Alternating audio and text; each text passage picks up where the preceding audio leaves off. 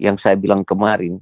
Kadang-kadang mau dibuat ini dibangun masjid, dibuat ini dibangun pesantren, dibuat ini dibagi ke yayasan departemen sosial ini. Dibuat begini gubernur pergunakan uang sebagai untuk di barangkali uang itu untuk perencanaan dibuat infrastruktur jalan. Makanya Teddy si Ya, cuma Sri dikasih ke Mulyani kan lembaga agama itu. banyak ngomong belakangan, dia tahu Iya. nomor. Ya masa Iya. si Ridwan Kamil bangun masjid 1 triliun, Yang gak ada orang ngomong. Iya. Si Jokowi mau ngasih makan stunting, duitnya dari mana katanya kan gitu. Iya Pak. Repot. Kita tahu di daerah dia banyak orang kelaparan, Pak. Tadi yang gua bilang tadi, gua sama bini gua ini baru ngomong-ngomong tadi. Kelihatannya kita ini berdua kerja sehari 10 jam. Salah kita itu punya bisnis. Mesti jualan pisang goreng, bisa naik private jet kan ke Amerika. Cuman jualan pisang goreng loh. Gila nggak lo? Benar. Hebat tuh orang. Gue bilang, we're in the wrong business. My goodness. Iya kan? Benar. Lu salah lu nyetir masak-masak lu salah. You in the wrong business, my friend. Mesti jualan pisang. Mesti jual pisang. Jual pisang bisa private jet ke Amerika. Jual ini kamu catering bisa jadi wakil presiden. Gimana coba lu? Gila ya. Gila. Aduh. Itu kan gila. Kita di Amerika kerja 10 jam gak bisa naik private jet. Aduh pusing deh gua.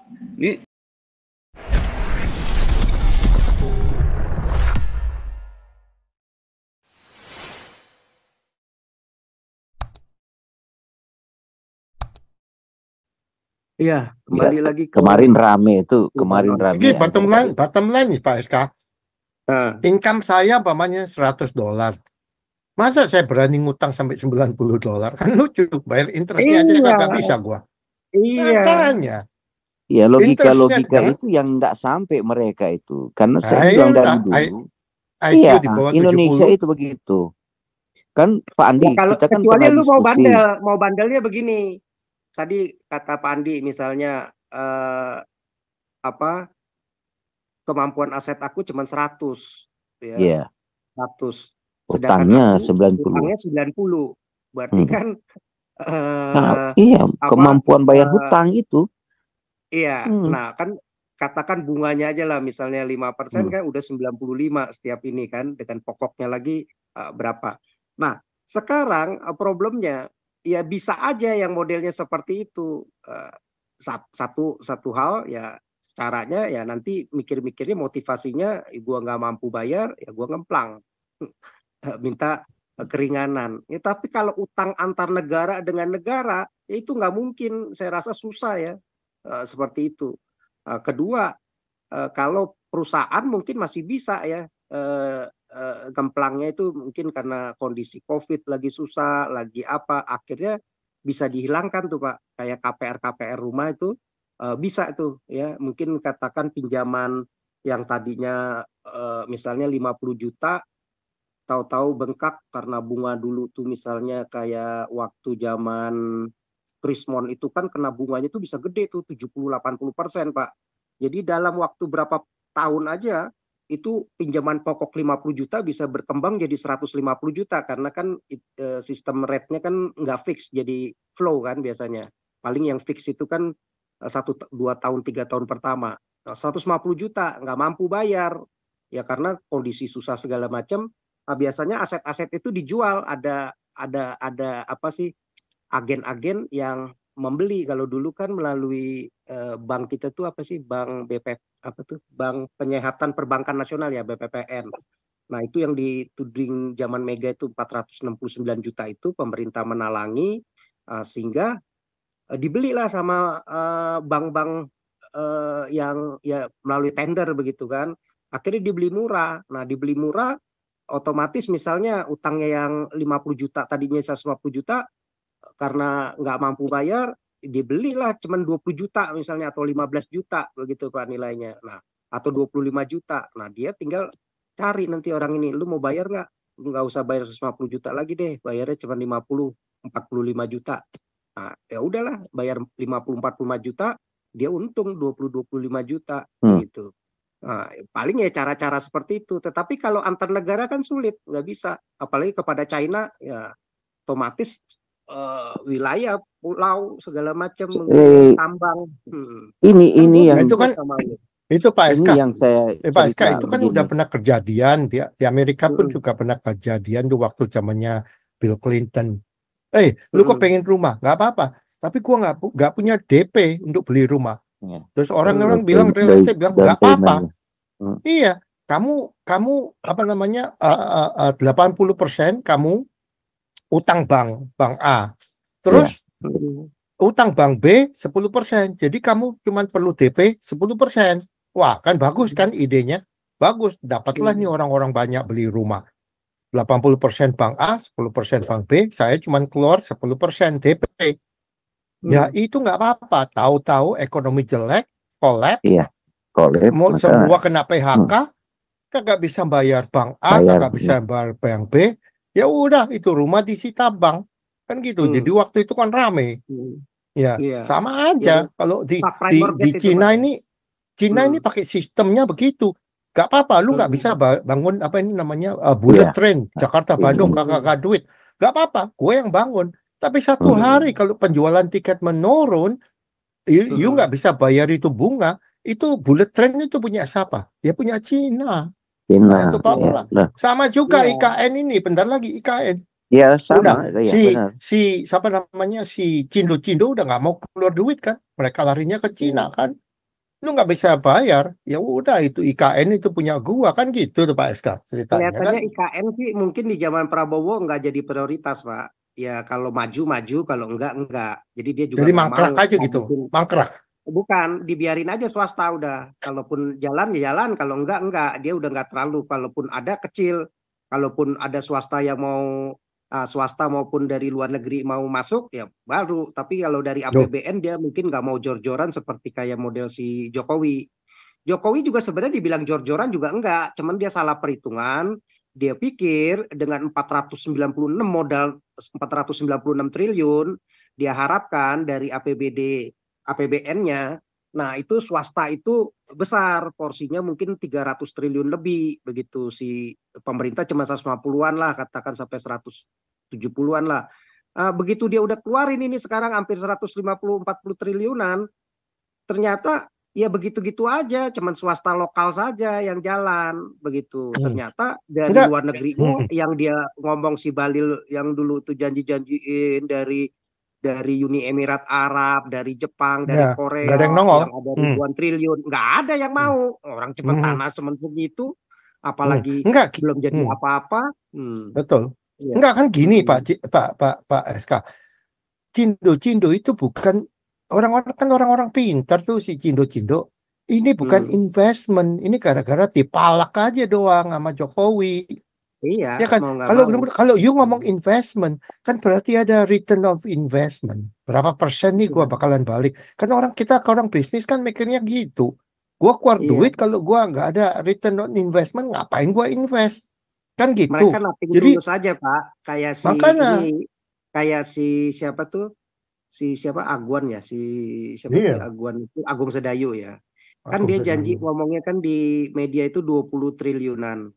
Nah, 20 triliunan itu yang paling dia baru bangun paling Hotel Nusantara itu paling nilainya cuma 500 300 500 miliar. Yang lainnya paling perumahan. Perumahan kan dia belum bangun, paling dia cuma invest tanah doang. Kalau syukur-syukur nanti banyak orang di situ, ASN pada pindah, orang udah banyak pindah, udah jutaan orang di situ. Mungkin baru dia bangun rumahnya, itu pun bangunnya per klaster-klaster, paling cuma 100 rumah, dibeli dulu laku 200 rumah. Dia bangun jalannya doang juga buat 100-200 meter, nggak mungkin lah dia invest semua. Jadi ya nggak mungkin, kalaupun ini jadi pasti ini panjang dan panjang pasti zamannya Prabowo lengser pun sampai 2 periode pun juga belum terlalu kelihatan bentuk besar ya perubahan ya. BSD aja yang dekat Jakarta saja yang menjadi satu kebutuhan needs buat para karyawan-karyawan, pekerja-pekerja ya yang di industri maupun perkantoran ya maupun keluarga, bahkan juga dari orang-orang yang luar kota datang ke Jakarta kan beli di situ BSD ya. Itu aja butuh berapa tahun tuh BSD? Mungkin 25-30 tahun baru kelihatan sekarang. Ya. Itu pun benar-benar dekat kota gitu ya. Udah orang di mana Jakarta itu udah ada puluhan juta orang di sini begitu yang udah melakukan bisnis hari-hari. Kalau di sono kan belum ada. Ya nggak mungkin lah dalam waktu cepat ya Jokowi yang ya itulah susah. Ya pokoknya kita lihat aja lah nanti ini termasuk dia kasih tambah emas ke ormas aja kan dablak SK, itu. saya tidak itu ya, tidak terlalu analisis ekonomi, saya tidak terlalu. Cuman saya dapat clue-nya dari seorang analisis. Dia bilang ini Cina kasih pinjamlah ke negara Indonesia sehingga dia collab, Cina lagi yang nutupnya lagi hutang itu, sehingga berbunga itu dari uangnya Cinanya aja itu gitu. Iya, Contoh yang ya, paling contoh banyak dia nanti Pak. dia begitu. Cuma Cina bagus lah, dia itu kalau kasih berutang dia pegang satu proyek gitu. Kayak di proyek untuk smelter dia yang kuasai, orangnya kuasai, dia kontrol tentang perputarannya di situ gitu. Itu saya akui, bukan dia lepas uang gitu. Ini uang untuk lo gitu. Tapi dia bagus. Ada industri yang harus dia kuasai, seperti yang terjadi di Maluku, di Sulawesi Tengah, ya. Proyek-proyek itu smelter itu dari dia semua, yang melainkan tenaga ahlinya dari orang Cina. Nanti dia berbicara tentang bagaimana ekspor importnya ke negara dia, urusan dia gitu sama negara. Tapi dia pinjamkan uang kepada negara. Wajar Pak kalau pinjaman ke World Bank, IMF, ya ADB, Asian Development Bank begitu ya, sama aja Pak. Itu yang ditunjuk konsultan-konsultannya kalau bantuan asing ya negara-negara yang memberi bantuan ya pinjaman. Kalau misalnya Denmark begitu ya, Denmark dia sebagai ada konsultannya, misalnya konsultan untuk pekerjaan PU ya. Nah, itu banyak konsultan-konsultan asing yang khusus bantuannya dari asing seperti bantuan World Bank, IMF. Otomatis Pak pekerja dari dia, orang dari negara dia sama di China itu dia bantu kayak di Afrika bangun jalan ini. Ya pasti minimal adalah tenaga-tenaga ahli dia ya, tenaga-tenaga expert dia yang dipakai. Orang tenaga lokal kan nggak mungkin. Tetapi kan kayak model mana itu ya, Ethiopia, Sudan aja sekarang ya udah mulai negara-negara Afrika ya banyak yang sudah maju karena bantuan-bantuan China ya begitu. Nah jadi malah cepat sekali begitu karena memang kerjaan mereka tuh luar biasa cepat sekali begitu si China ini. Saya analisa karena memang dia kan negara besar, jadi duitnya juga sekarang kan lagi banyak ya duit cashnya ya. Belum lagi dia goalnya kan untuk jalur sutranya itu ya bisa dari Asia sampai ke Eropa. Nah jadi otomatis banyak dia melakukan bantuan-bantuan yang dulu banyak dilakukan oleh Eropa dan Amerika. Ya sama aja sekarang lari ke Jepang, Korea, sekarang bagiannya si China begitu. Saya bicara tentang Indonesia ya. Sebenarnya Ibu Mulyani ini adalah orang pintar. Saya akui angkat topi, cuma dia sudah tersandra. Dia itu orang pemikirannya orang ya globalisasi pemikirannya benar gitu. Cuma dia sudah tersandra masuk ke Indonesia. Itu yang saya bilang dari dulu. Dia terselam masuk ke Indonesia, sudah tersandra dengan kelompok-kelompok ini. Benar, dia di bawahnya Jokowi udah nggak bisa apa-apa Pak, mesti ngikut Jokowi. Ya, nggak bisa apa-apa, nggak bisa gitu. Udah pusing juga, tersandra MUI, tersandra Maruf Amin, tersandra ormas-ormas Islam. Benar itu. Itu yang kita luruskan, yang sebenarnya rakyat Indonesia mesti tahu itu. Dia orang pintar, nggak apa-apa dia tahu. Yang sebenarnya harusnya jadi prioritas pembangunan yang benar-benar bisa produktif, dipakai buat yang nggak produktif, buat membantu pesantren, buat membantu ini. Ya akhirnya ngebangun-bangun kayak seperti kemarin uangnya si Ridwan Kamil 1 triliun bangun masjid, kan kacau gitu loh.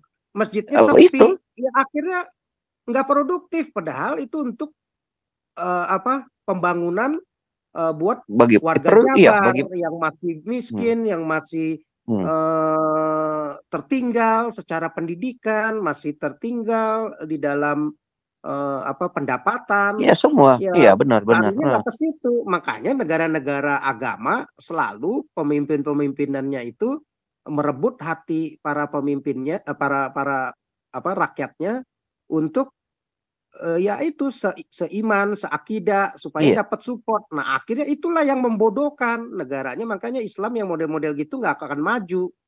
Nah, iya, yang lebih maju seperti Arab Saudi, Uni Emirat Arab, dia nggak pakai cara-cara itu lagi. Dia justru pakai iya, benar-benar. rakyatnya itu gimana nih caranya supaya lebih makmur, lebih Produktif, lebih iya. lebih lebih lebih Ada produktif, progres lebih gitu. cerdas. Mm, Nah, mm. dia larinya ke sana, udah nggak pakai agama lagi. Makanya yang agama-agama ini, yang model di Arab Saudi segala, gue potong lo, gue masukin ke Iya. penjara lo, ulama-ulama Wahabi yang Ini pakai maksud ayat-ayat saya ada membodohkan. kesalahan negara, negara tidak mau lihat apa sih kesalahan negara. Ini saya bilang selalu itu, di situ kesalahannya. Kemarin saya ikuti ya diskusi si anggota DPR si Torus itu berbicara tentang pembagian izin usaha tambang itu. Baru karena ini dari Bahlil itu beralasan dengan mereka adalah pahlawan itu, baru dia balik bertanya kok. You bilang pahlawan ini NU pahlawan, baru dibilang apa sih, lihat si pahlawan, anak-anak pahlawan nasional apa yang mereka dapat, enggak dibeli negara. Dia bilang pensiun tentara yang bekas berjuang apa yang ada berikan negara, bilang enggak ada. Kok you berikan kepada NU? Dia bagus narasinya si Torus anggota DPR ini, dia menjelaskan inilah pejuang-pejuang negara. Dia bilang ini apa ini pahlawan ini anaknya kasih yang enggak dipeduli. Inilah bekas-bekas pensiunan perang sejak kemerdekaan Indonesia, mana diperhatikan enggak? Dia bilang si pensiun enggak. You perhatikan itu. Ini orang karena narasinya mau ke agama terus gitu. Ini yang jadi kecelakaan bagi negara gitu. Yang selalu kita sampaikan, kita kritisi itu, kita analitis. Ini yang sampaikan secara global, ini yang merusak sistem negara kita. Oleh sebab itu saya bilang kalau tidak merubah sistem ini memang yang so masif ya di negara kita. Kalau nggak merubah, sia-sia Prabowo ngomong panjang, mau bagaimana memberikan, nggak akan ada jadi masalah. Contoh juga sederhana, saya bilang yang eksis baru-baru ini. Kalau Pak Dr. Paul Sang ada di sini, analis saja. Mereka bikin pertemuan itu PKB itu di Bali. Kenapa dia bikin di Bali? Kenapa dia tidak bikin di Jawa? Kalau bikin di Jawa itu adalah proses kerusuhan akan terjadi. Si PBNU ini dan kronik ini akan membarakan massa dan membatalkan konvensi PKB. Kenapa dia bikin di Bali? Agar si orang-orang ini